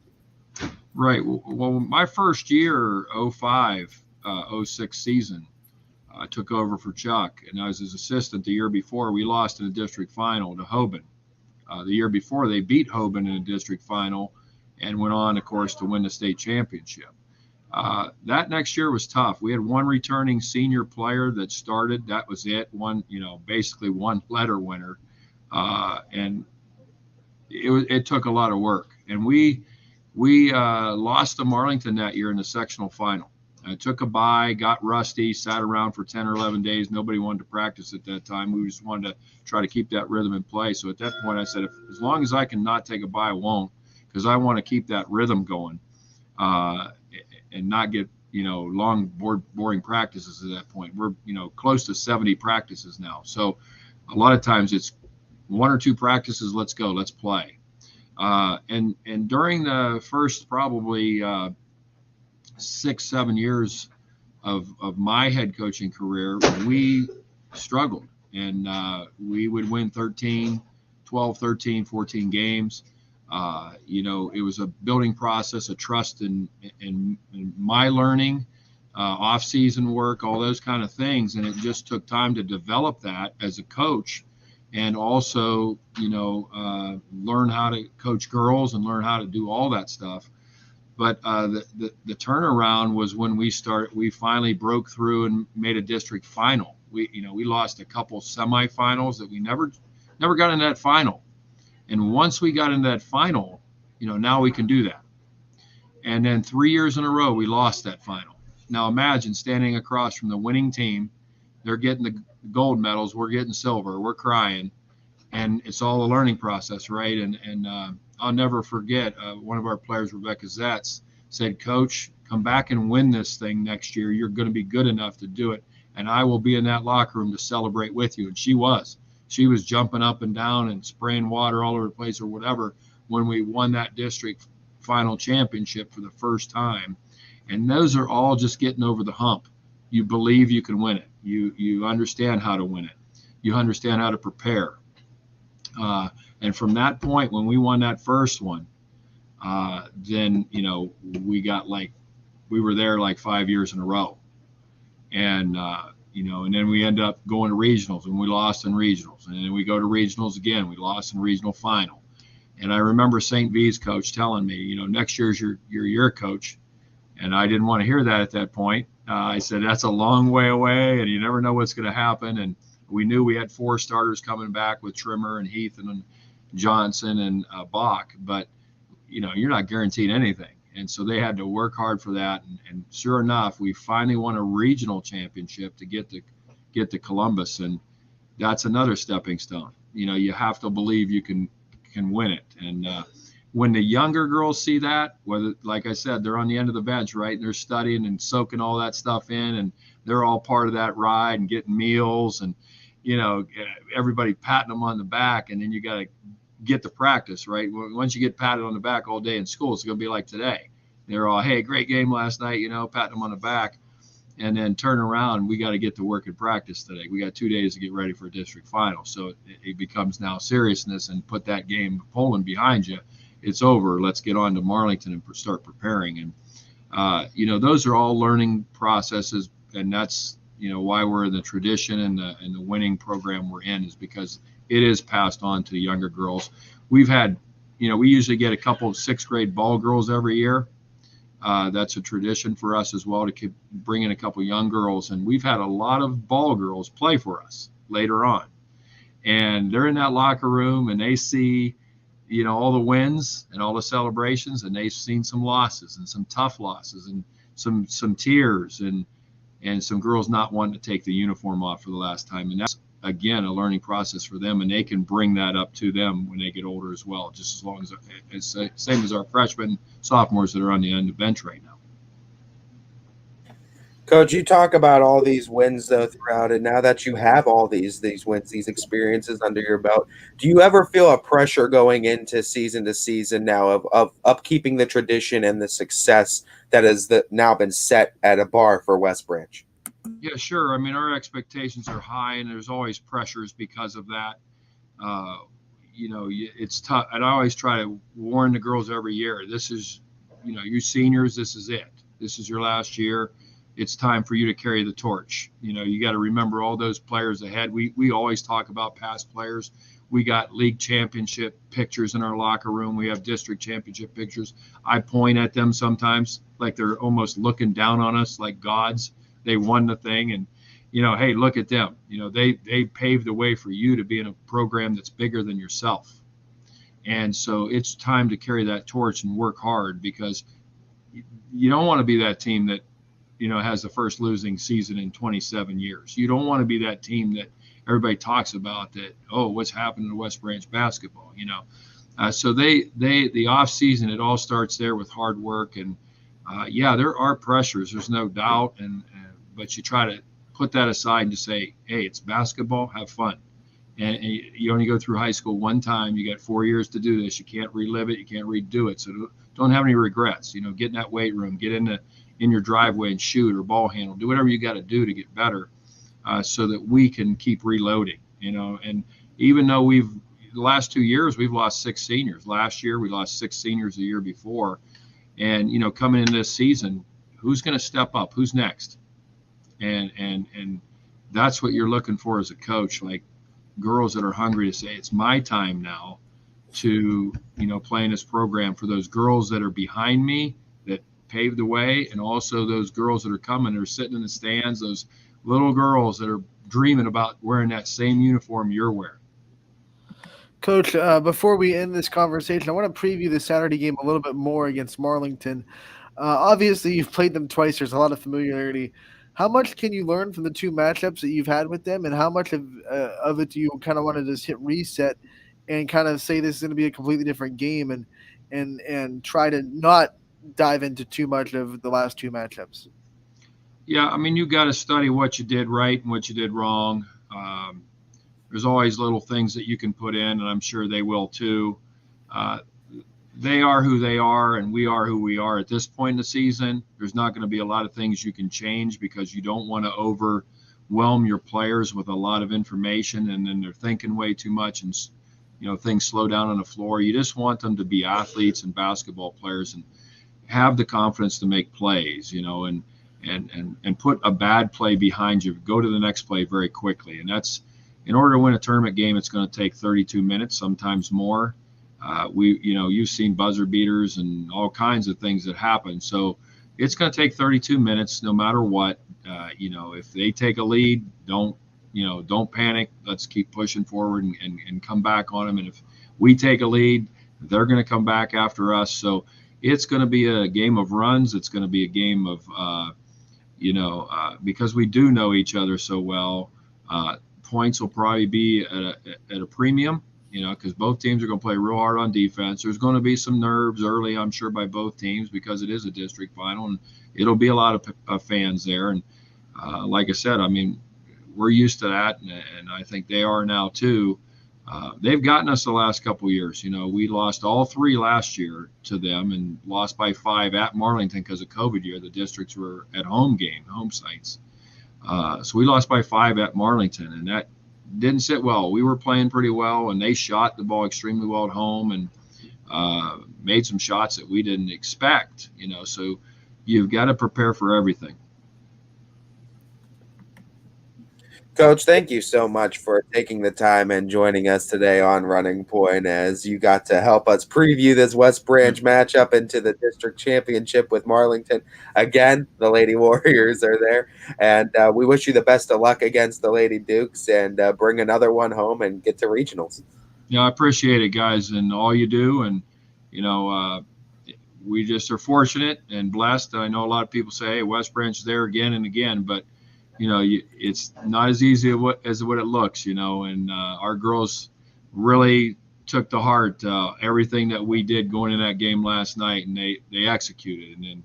And no matter what happens, I'm proud of them, to be in this game. And it's always tough. People think, some teams don't get in a district final but once every blue moon, and so we're happy to be there, and we're fortunate enough to be there, and we're just going to play hard for our community, our school, and represent ourselves well. Coach, we can't wait to see you there. We can't wait for the game, and we hope that we'll talk to you again real soon. Okay, guys. Appreciate it. Thank you. That was Walt DeShields, the head coach of the West Branch Warriors, who are playing for the district championship game. All top three teams in the EBC playing for a district championship game. So if you want to know how good that conference is, I mean, we already talked about the MVAC great tier. EBC is pretty good too. Salem playing for a district championship. Championship matchup and an EBC regional. Right. It could, because Salem and West Branch or Salem and Marlington, either they could all line up to a regional, and we could see a EBC regional. We could see an MVAC regional. West Branch round 3 with a regional attached to it. Are you kidding me? That would be. I don't think any stadium can handle that. I think you need to take that to pro stadiums then, because geez, oh man, that's it. We're playing at the Q or the Rocket Mortgage. Yeah, just take it to Cleveland. We got to. We have to.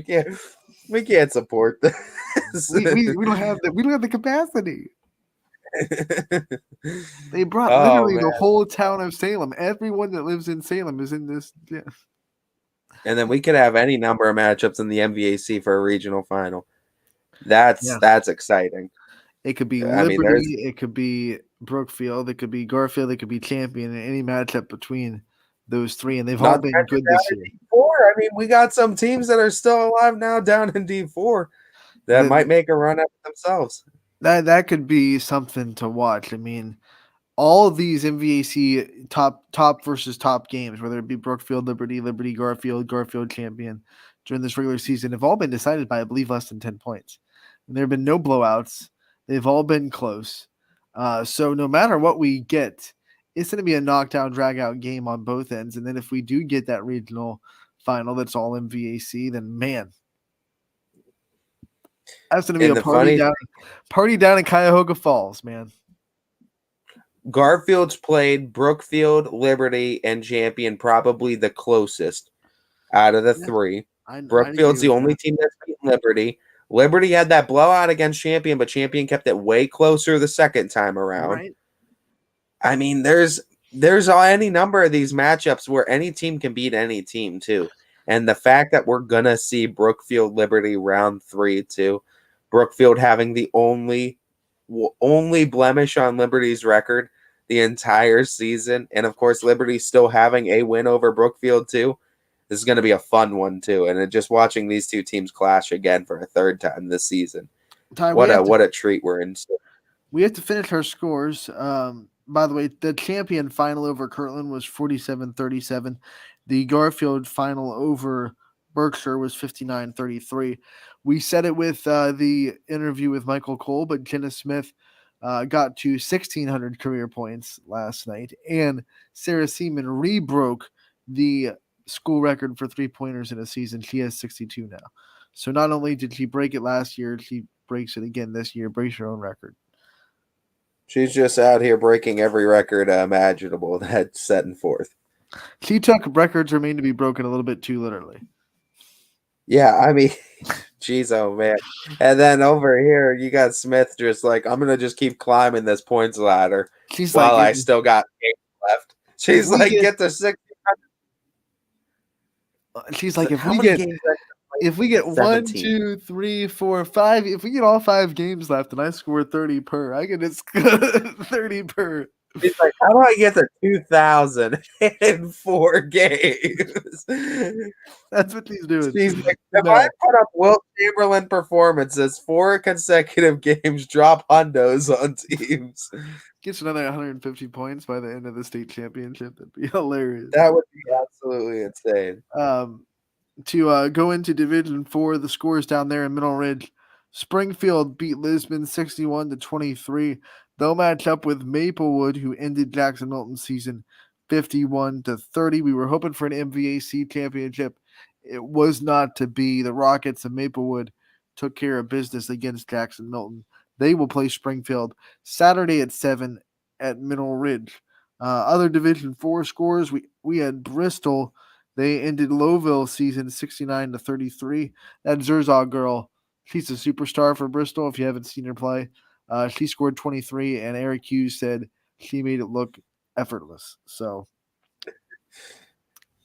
effortless scoring. I mean, great season by Lowville, though, and congrats to Coach Mikowski key. And I mean, congrats to the Lady Rockets for getting to this point. They looked really good all season, and you know what? They definitely opened up to a lot of people's eyes, I think. Kind of like Waterloo in the winning in South Range. The win over Badger was a program pushing win. They're going to come into next year knowing what they can do, knowing what standard it takes, and just look for a little bit more consistency next year. Almost everybody's coming back. They don't lose a ton. They'll be fine. And I mean, the way they shoot too, and the way they can score from everywhere is absolutely incredible. So I mean, if they just bring that shooting consistency up, increase that percentage a couple points, they're going to be dangerous from everywhere. Last but not least, it is Coach Mattizi. He has Coach Miller's number in the tournament time as McDonald beats Western Reserve out of the tournament again. Third straight season that the McDonald Blue Devils have ended Western Reserve Blue Devils season in the tournament. 49-38, McDonald gets the win. They will go on to play Bristol on Saturday at Grand Valley High School. You know, McDonald suffered those early season losses, and they looked bad at times. That Waterloo and now game, all of a it's not tournament starts. Tournament starts, and now the Lady Blue Devils are like, y'all must have forgot about us. Y'all must have forgot about us. You're not going to forget anymore. And you got to remember, I mean, this is still the team that was at the state championship last year. They were state runner-ups last year. They were at the big stage. Yes, they aren't the same team. They don't have the same names as last year. But this is still the program that was there, still the coaching staff, still girls that were there to witness it too and carry it on. And now they're set up to get right back to the next big part of that stage with a district matchup now. We just talked about it with Coach DeShields. Witnessing that can have a bigger effect than people realize. Just knowing what the standard is and knowing what it takes to get there, knowing how much work goes in, that can be a big boost. And McDonald, so far in this district tournament, showing that the experience from last year helped these young players. Yeah, and I mean, the McDonald Lady Blue Devils have done an incredible job in this postseason run, too. And props to Coach Mattizi and that entire staff over there. They're doing great things with McDonald and getting them to peak at the right moment. Gina Luzente. The boys are still alive, and they have a lot going for them. They're going to be fun to watch in D4 as well. Yeah, but back to McDonald real quick.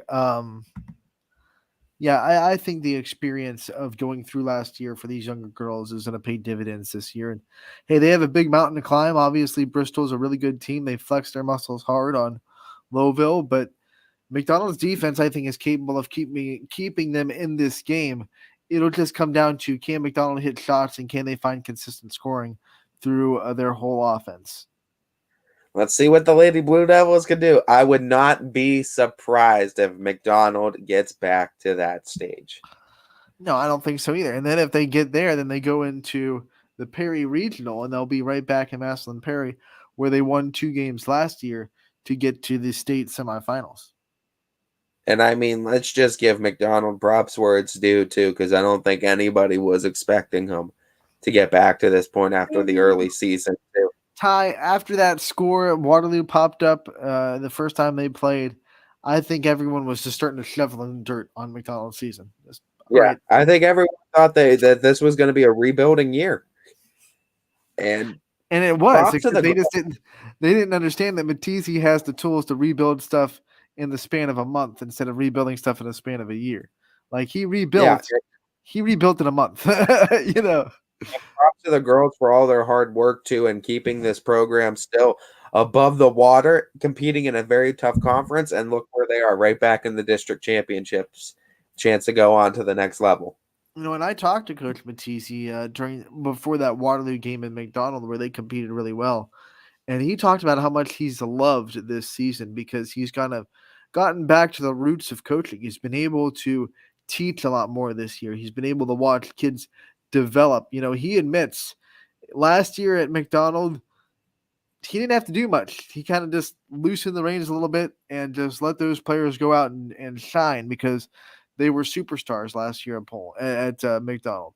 And kind of the same thing at South Range. I mean, after his first couple of years there, he had the program to a point where he just had to kind of loosen the reins a little bit and give them some structure and let them go. And now he gets to a point where he's here in McDonald after losing what he lost last year.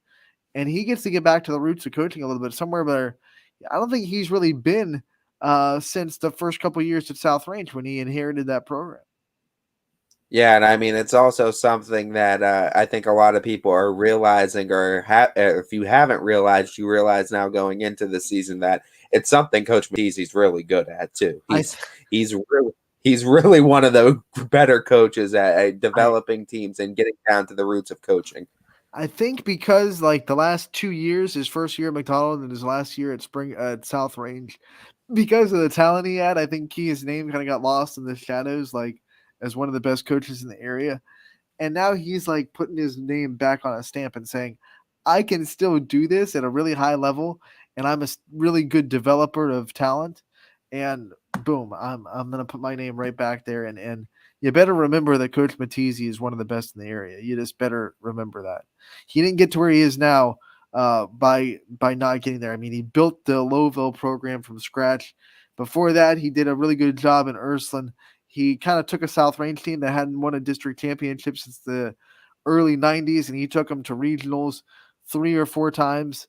And now he's at a McDonald, and he's kind of, this is his rebuild, and it didn't take that long. Yeah, and you know what, Coach Matizzi, like you said, he's done a fantastic job pretty much everywhere he's coached. And like you said, his one quality as a coach, because every coach is different, but his one quality is that, especially that one-on-one development that he's able to do with players. He's a very good one-on-one players coach. People that only watch him coach a game don't get it confused, because I know during a game, Coach Kohler sees the big picture a little bit more, and he kind of runs the game a little bit more than Coach Matizzi. Matizzi kind of sits there and kind of, he's like the analyzer, and he knows how to break down stuff. But as far as yelling out plays and letting the game unfold, it's more of a Coach Kohler thing. And then people can watch that and think, well, Coach Matizzi doesn't have much of an impact on this team because he's just sitting there the whole time. You're dead wrong. I've been to plenty of practices that Coach Matizzi runs. He is exceptionally good at the one-on-one individual development. And when he needs to, he can get into the other stuff too. But I think he's so good at getting kids confident in themselves and then developing their skills. And then I think it comes from also really quickly gauging what kids are good at and then putting them in that position to be good at what they're good at, if that makes sense. Similar to what Coach Gilbert is good at with Garrettsville Garfield, he finds what players are best at doing and makes sure he uses them to the best of their ability. In a sense, everybody is being used to their fullest potential on the team, and you don't necessarily need to be the best basketball player to have a very important role and a role that you serve on the team. And Coach Matizzi's like one of those where, yeah, if you're going to take a baseline jumper, you're going to be the best at taking that baseline jumper, and you're going to serve that role, and we're going to get the ball to you when you're open at the baseline. You just need to make those jumpers. And I mean, that's the type of adjustments those type of coaches are, and he's a very good, like you said, one-on-one coach in developing talent like that. It's been said 1,000 times, but the best coaches, no matter what sport it is, are the ones that don't try to fit kids into their philosophy, but mold their philosophy to what kids they have. And Matizzi does that great. Gilbert does that great. A lot of the great coaches, the Shields that we just had, he kind of just says, this year is the first year he's had guards as big as he has. And he's adjusted that. He's changed his offense up. And he's not running what he ran when he had Melinda Trimmer and Paven Heath and those girls down there. So he adjusts to what his players have. And Matizzi does a great job at that as well. Just have to have a great mind for basketball, too, and always be willing to change the system, too, because that's the game. The game's ever changing, and we know it's a game of matchups too. And sometimes you got to change a system even for one game too. So I mean, looking at these coaches, yeah, that's some of the best coaches, like you said, Anthony, the ones that coach for the players and not try to put the players in the system. We're going to take our second break of the day. When we be back, on Running Point, brought to you by Greenwood Chevrolet in Austintown. When looking for home design inspiration, don't just be inspired, be Baird inspired. Whether new or remodeling, Baird Brothers has the latest trends like shiplap to refresh your home. Go from inspiration to installation with our wide selection of in-stock American hardwoods. From the rustic charm of antique oak to the warmth of traditional cherry, Baird Brothers has what you need to make your home inspiring.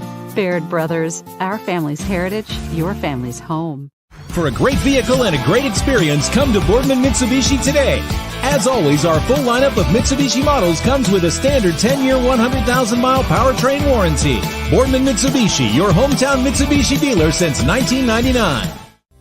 Coca's Pizza, always supporting our community and our local athletes. Stop in on game day or score big and have it delivered right to your door.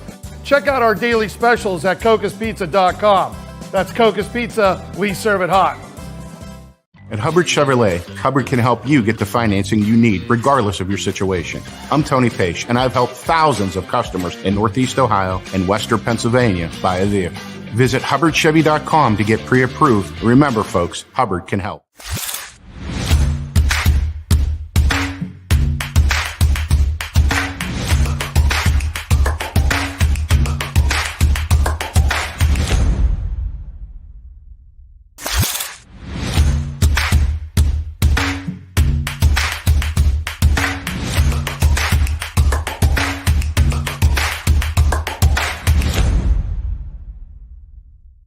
You're not waiting to see what the world has in store for you. It's more about what you have in store for the world. All you need is the opportunity. All you need are the resources of a large university and the advantages of a personalized academic setting where you can experience new worlds in the arts and sciences, business, and education and make them your own. We are where you shape your future. We are Youngstown State University and proud. Every customer has a story, and at Greenwood Chevrolet, we are committed to making sure it ends with you in the right vehicle. I get to be part of somebody's adventure, whether it's buying a car for the first time, helping them get approved, or finding the perfect car for their budget. I'm proud that people trust me with their finances. They trust me to take care of them, and they trust me with their story. I'm Tracy, and I'm ready to go the extra mile for you, only at Greenwood Chevrolet. Working with your family can be stressful at times, but because they're family, you know that you're going to get a loving, honest answer, even when things don't make sense to any problem. Dealing with Medicare can be confusing and overwhelming. That's why here at Myers Family Insurance, we do our best to give you honest and caring answers to all of your questions.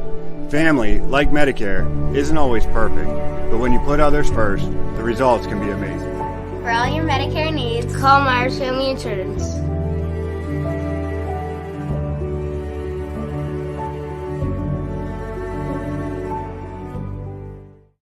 Storm season. I think we're under the gun for some heavy storms over the next couple of hours. And Storm Tracker 21 is ready. This is probably the one we're keeping a closer eye on. On air. And locally, we're going to have a lot of eyes on our area. Online. All right, let's talk high-risk futurecast and the timing of this weather. On social media and on our app. Notice we'll have scattered showers on Thursday. Stay ready with Storm Tracker 21. The severe weather threat now through around sunset this evening. Hi, this is Tommy Clem, owner of WRS Insurance Solutions. WRS Insurance Solutions is a local independent agency that specializes in life, Medicare, long-term care, and disability products. Call us at 330-953-3722 or visit us at wrsinsuranceSolutions.com to learn more. Good luck to all the student athletes in the Valley. Welcome back to Running Point on YSNLive.com, brought to you by Greenwood Chevrolet in Austintown. Anthony Hartwig alongside Ty Bartell. Perfect timing that time, bud. As we venture on to the final minutes of Running Point here, Ty, before we get out of here, since we're in the district championships, I think it's kind of responsible to go through the regional bracket and see what the other end of the district championships are kind of lining up to who our teams are kind of fighting for the right to play, and what that shapes up to and what the teams are. So let's start in Division 4 and the Mineral Ridge bracket, which Springfield is playing in against Maplewood. They're going to be lined up against the Willard bracket in Division 4, and their district final, well, it isn't updated yet on the OHSA bracket, so I have no idea who's playing in it. So scratch that idea.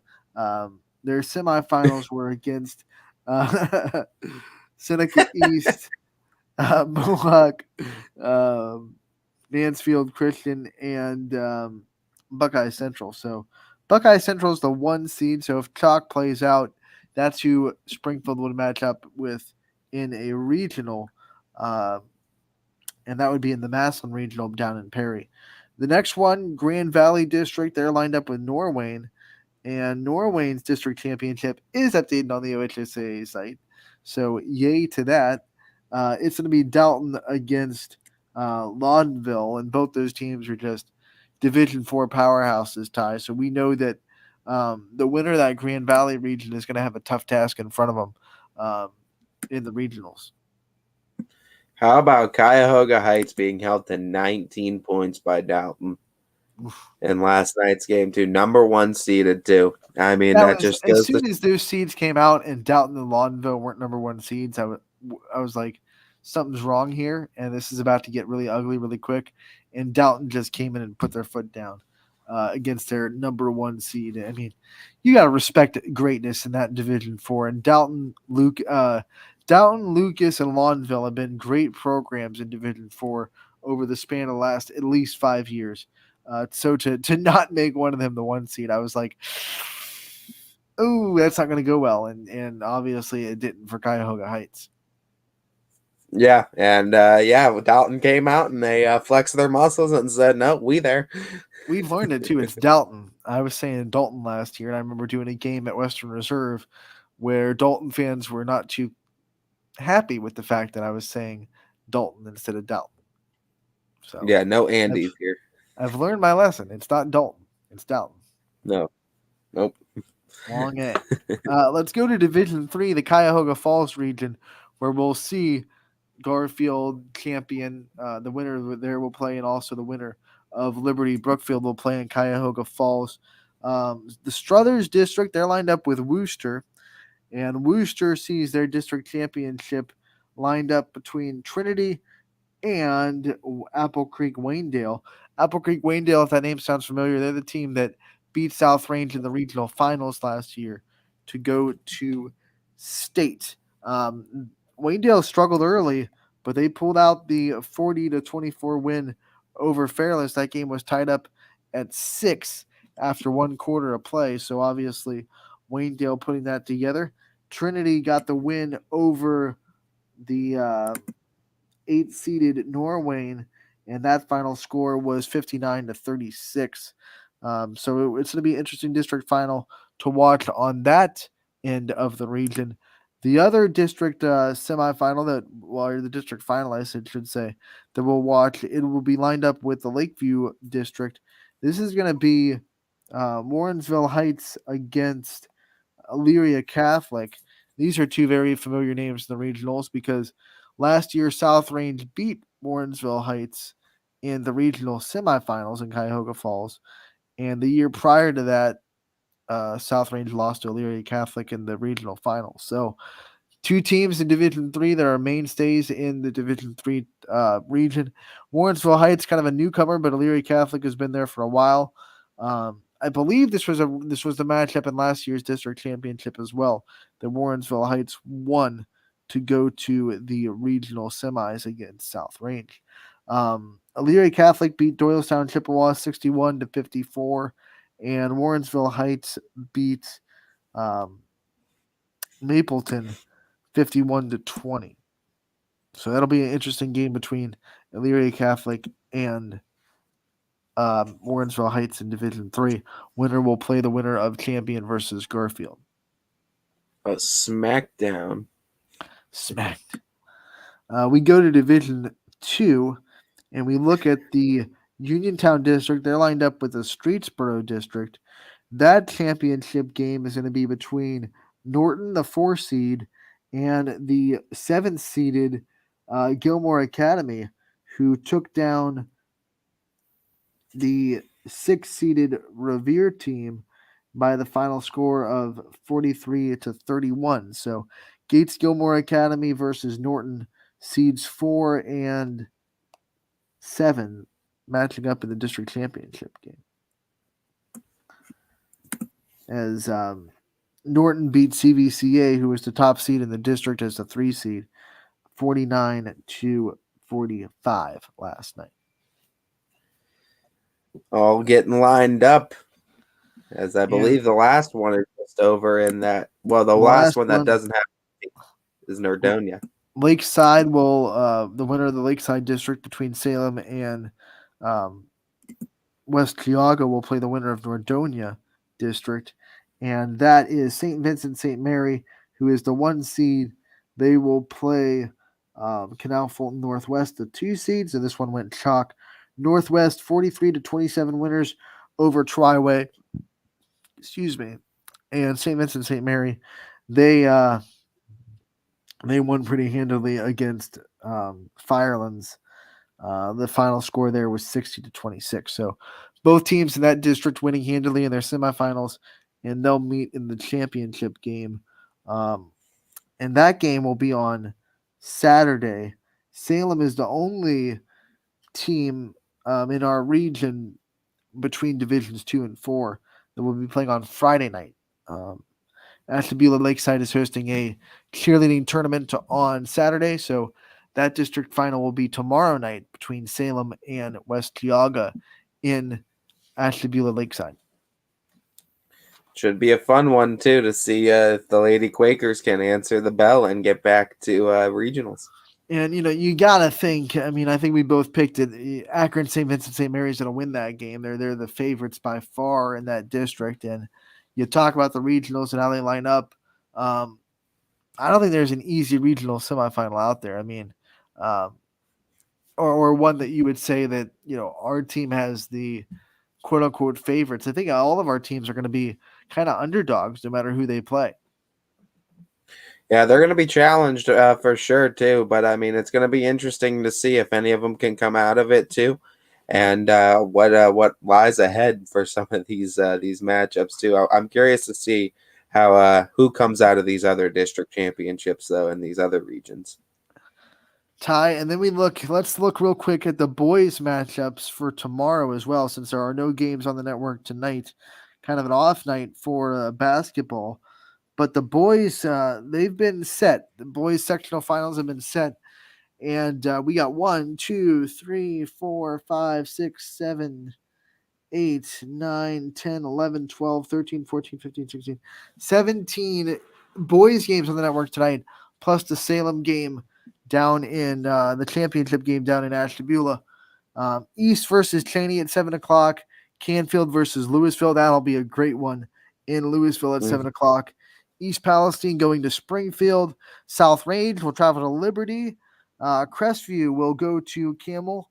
Conneaut will go to Jefferson. Southeast will go to LeBray. Rootstown, Cardinal Mooney is going to host Crestview. I'm sorry. Rootstown will go to Camel Memorial. Fairport will be at Warren JFK. Valley Christian will be at Lowville. Badger will be at Lisbon. Brookfield will be at Heartland Christian. Western Reserve will be at Wellsville. Garfield will be at Newton Falls. Canton South will be at West Branch. Take a deep breath. Allen will be at Struthers, and then Streetsboro will be at Poland. All those games happening tomorrow night, and those will be to decide the district semifinals for boys basketball. Yep, so a lot absolutely. Ty, tomorrow, what we're going to have Deidre Watson, the head coach of Liberty. Aaron Gilbert's going to come on tomorrow. We're going to have, correct me if I'm wrong, we're going to have, who else? Coach Forsyth. Forsyth, yes. So we're going to have a From lot Brookfield. tomorrow. We're going to have a lot tomorrow to talk about. We're going to head out here today on Running Point. This is a wonderful episode. We're taking a 22-hour break. We'll be back tomorrow from 12 to 2. Casual Sports Podcast coming up from 2 to 3. And then on the Power Hour from 3 to 4, it will be a great conversation with, I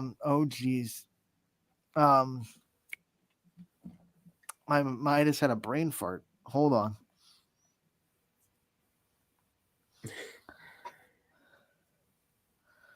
Delay of game. Rick Hartwig. I know. Rick Shepis will be on the Power Hour with DJ.